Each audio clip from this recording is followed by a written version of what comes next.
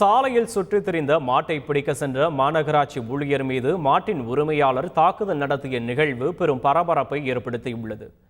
சென்னை வலசரவாக்கத்தில் பணியாற்றி வரும் மாநகராட்சி ஊழியர் கண்ணையப்பன் சக ஊழியர்களுடன் நெற்குன்றம் பகுதியில் சாலையில் சுற்றித் திரியும் மாடுகளை பிடிக்க சென்றுள்ளார்.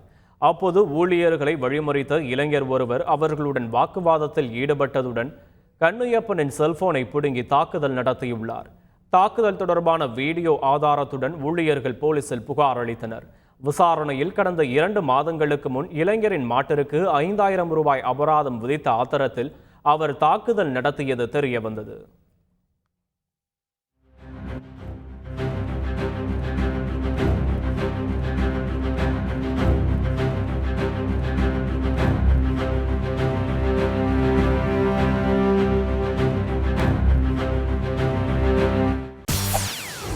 செய்திகளை உடனுக்குடன் தெரிந்து கொள்ள உடனே சப்ஸ்கிரைப் பண்ணுங்க.